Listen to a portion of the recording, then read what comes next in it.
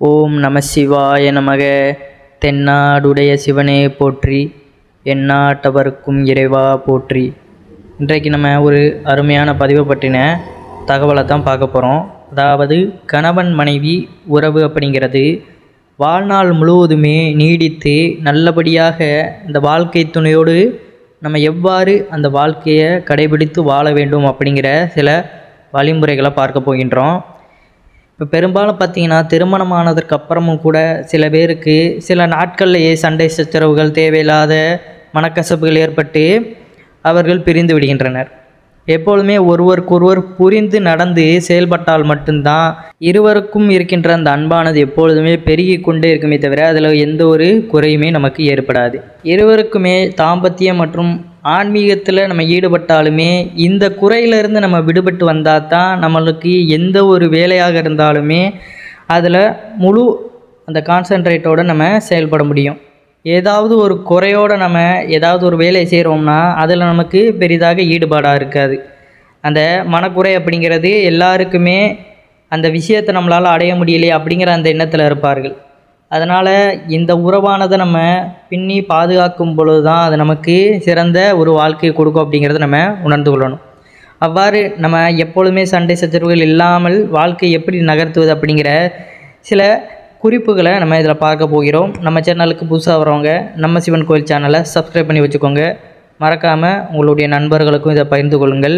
முதல் விஷயம் பார்த்திங்கன்னா, எப்பொழுதுமே வெளியிடங்களுக்கு நம்ம சென்று அங்கே ஏற்படுகின்ற எந்த ஒரு பிரச்சனைகளையுமே நம்ம வீட்டுக்குள்ளே பேசிக்கொண்டு தேவையில்லாத அந்த மனக்கசப்பான விஷயங்களை நம்ம பேசக்கூடாது. எப்பொழுதுமே வீட்டுக்குள்ளே புன்னகையோடு அந்த முகத்தோடு தான் நம்ம எப்பொழுதுமே வலம் வரணும். அதை நம்ம புரிந்து கொள்ளணும். ஏன்னா தேவையில்லாத விஷயங்களுக்கு வீணாக அதை நினச்சிக்கிட்டு நிறைய பிரச்சனைகளை நம்ம மனசுக்குள்ளே போட்டுக்கிட்டு இருக்கும்பொழுது பார்த்திங்கன்னா, நம்ம கூட இருக்கின்ற அந்த துணையை நம்ம கூட பேசும்பொழுது அந்த நேரத்தில் நமக்கு அவர்களுடைய பேச்சானது எதுவுமே நமக்கு புரிவதும் கிடையாது. அதை நம்ம பெரிதாக எடுத்துக்கொள்ள மாட்டோம். இந்த பிரச்சனைகளை பற்றின அந்த சிந்தனையிலே இருக்கும் பொழுது அந்த நேரத்தில் என்ன ஆகிறது, அவர்களுக்கும் இதை பற்றின அந்த குழப்பம் ஏற்பட்டு வருகிறது. இவங்க ஏன் நம்மளை கண்டுக்கிட மாட்டாங்க அப்படிங்கிற அந்த மாதிரியான சூழ்நிலையெல்லாம் ஏற்படும். அதற்கப்புறம் தேவையில்லாத வீண் விவாதங்கள், பிரச்சனைகள்லாம் ஏற்படும். எப்பொழுதுமே பார்த்திங்கன்னா, புன்னகை எல்லாவற்றிற்குமே அருமருந்தாக இருக்கின்றது.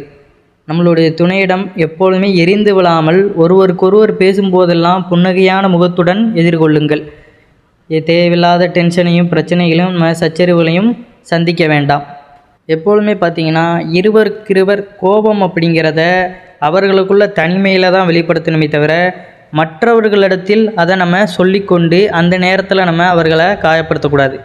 இப்போ தவறு செய்தவர்கள் ஆணாக இருந்தாலும் சரி, பெண்ணாக இருந்தாலும் சரி, தனிமையில் நம்ம அதை வெளிப்படுத்த கற்றுக்கிடணும். இருவரது பொதுவான எதிர்பார்ப்பும் இதுதான். குழந்தைகள், பெரியவர்கள் முன்னிலையில் இருவருக்குள்ள வாக்குவாதத்தை நம்ம தவிர்ப்பது நம்மளுடைய தாம்பத்திய வாழ்க்கையிலும் பிரச்சனையை உண்டாக்காது. ஒருவர் மீது மற்றொருவருக்கு கோபமாக இருந்தாலும் தவறு செய்தவர் தான் மன்னிப்பு கேட்க வேண்டும் என்றெல்லாம் கிடையாது. ஈகோ பார்க்காமல் பேசிவிடுவது தான் நல்லது. உடலில் கூடல் என்பது இருவருக்குமே அன்பின் ஆழத்தை புரிய வைக்கும். அதனால் யார் தவறு செய்திருந்தாலுமே அந்த நேரத்தில் அவர்கள் மட்டும்தான் பேசணும் அப்படிங்கிற அந்த எண்ணத்தில் நம்ம கடைசி வரை இருந்தோம்னா அந்த விரிசல் அப்படிங்கிறது நமக்கு நிரந்தரமாக மாறிவிடக்கூட வாய்ப்பு இருக்கிறது. அதனால் ஒருவருக்கொருவர் சகிப்புத்தன்மையோடு பேசி பழகும் பொழுது தான் நம்மளுடைய பிரச்சனைகளுக்கான தீர்வானது நம்ம காண முடியும். அதனால் அவர் தவறு செய்துட்டார், நான் பேச மாட்டேன், அவங்க தவறு செஞ்சுட்டாங்க, நான் பேச மாட்டேன் அப்படிங்கிற அந்த எண்ணத்தில் நம்ம இருந்தோம்னா அது நம்மளுடைய குடும்பத்தையும் பாதிக்கும். நம்மளுடைய அந்த தாம்பத்திய வாழ்க்கையிலும் நமக்கு பெரிய ஒரு மாற்றத்தை கொண்டு வரும் அப்படிங்கிறத நம்ம உணர்ந்து கொள்ளணும்.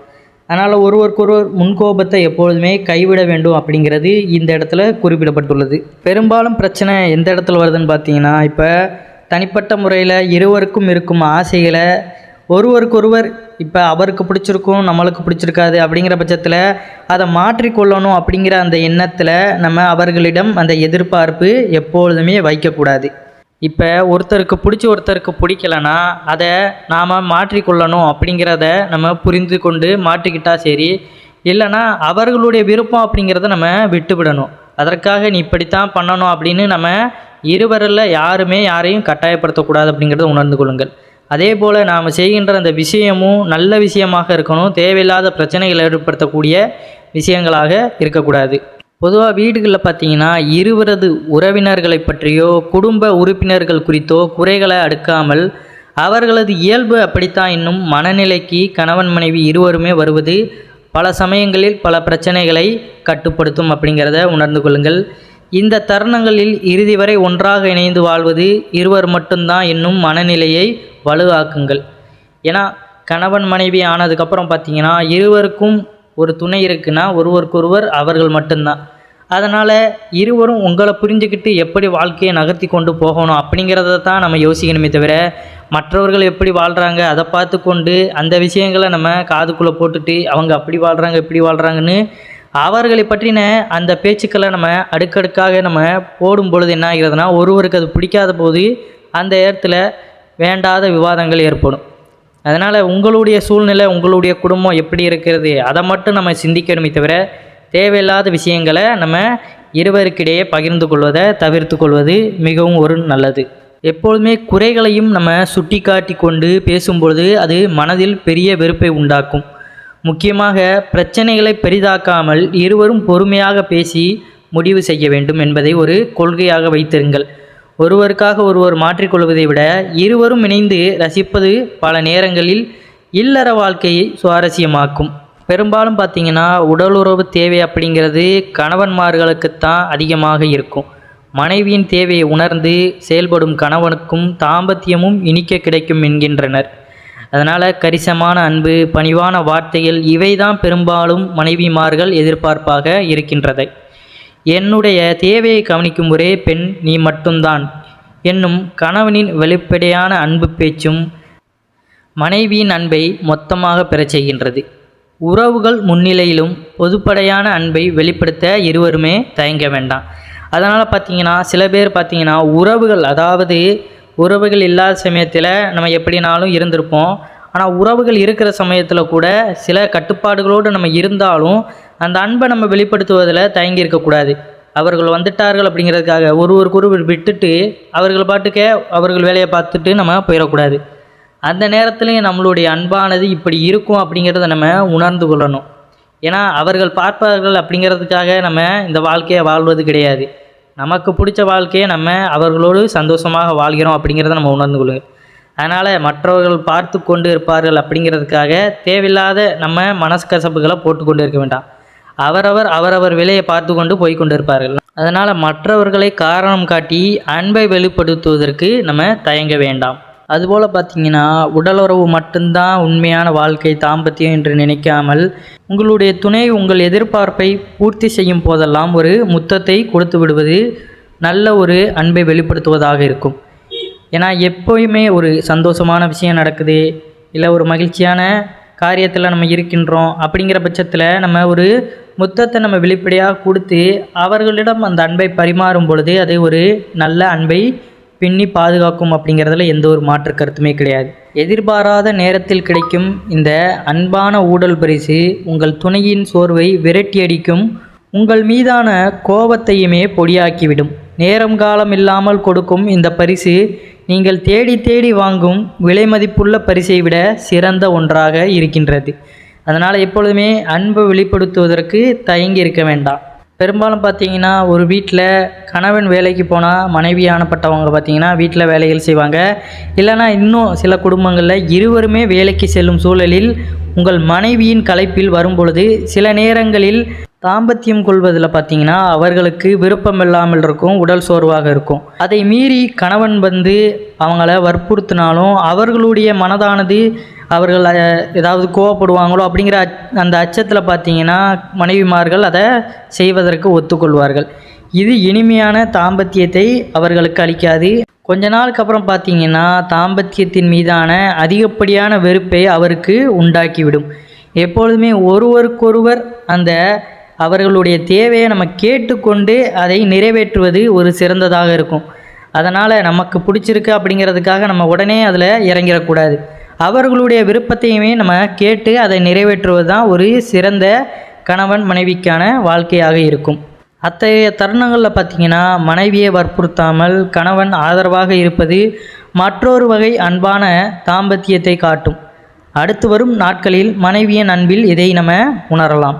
அதுபோல் பார்த்திங்கன்னா திருமணமான புதிதில் இருவருக்கும் உள்ள அந்த அன்பானது மேலும் பெருகி இருக்கும். அதில் எந்த ஒரு மாற்று கருத்தும் கிடையாது.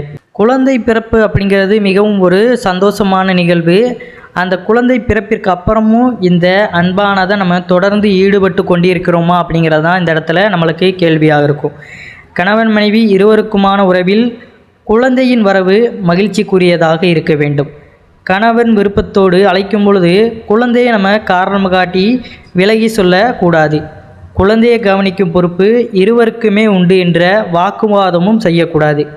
குழந்தையின் உறக்கத்திற்கு பிறகு என்று உங்கள் வரை சமாதானம் செய்து குழந்தை பராமரிப்பை அவரிடமும் ஒப்படையுங்கள். உங்கள் விருப்பத்தை புரிந்து கொண்டு அவரும் குழந்தை வளர்ப்பில் மகிழ்ச்சியாக ஈடுபடுவார். அதனால் பெண்கள் மட்டும்தான் குழந்தை வளர்ப்பில் அதிகமாக ஈடுபடணும், ஆண்கள் எதுவுமே செய்யக்கூடாது அப்படிங்கிறது கிடையாது. இருவருமே ஒருவருக்கொருவர் உதவிகளை செய்து கொண்டு குழந்தையை பராமரித்து வளர்ப்பது தாம்பத்திய வாழ்க்கையிலும் அது சிறந்த பலனளிக்கும் அப்படிங்கிறத நம்ம உணர்ந்து கொள்ளணும். ஒரு குடும்பத்தின் கட்டமைப்பு என்பது கணவன் மனைவி உறவு பலத்தில்தான் உள்ளது என்பதை இருவருமே புரிந்து கொள்ளுங்கள். திருமணமான புதிதில் இருந்த தாம்பத்திய மகிழ்ச்சி வாழ்வு முழுமைக்கும் தொடர வேண்டும் என்பதற்காக தாம்பத்தியத்திலே இடைவெளியை அதிகப்படுத்தாதீர்கள். முழுமையான புரிதலுடன் கூடிய தாம்பத்தியம் உங்கள் வாழ்க்கை முழுவதும் மகிழ்ச்சி அளிக்கும் என்பதை இருவருமே உணர்ந்து கொள்ளுங்கள். கண்ணும் கலந்து காதல் புரிந்து உடலோடு திருமணம் செய்து கொண்ட தம்பதியரின் பிரிவு கூட இந்த காலங்களில் பார்த்திங்கன்னா அதிகரித்து வருவது ரொம்ப ஒரு வேதனை அளிக்கக்கூடிய விஷயமாக இருக்கும். ஒரு இடத்துல ஒரு சண்டை வந்து அந்த பிரச்சனையில் அந்த குடும்பம் பிரிஞ்சு போயிடுது அப்படிங்கிறது ஒரு நொடியில் நடந்துட்டாலும் அதற்கப்புறம் ஏற்படுகின்ற அந்த வலியும் வேதனைகளுக்கான அந்த பிரிவும் அந்த எல்லையும் முடிவு அப்படிங்கிறது நம்மளுடைய வாழ்க்கை வரை நீடிக்கும் அப்படிங்கிறத நம்ம உணர்ந்து கொள்ளணும்.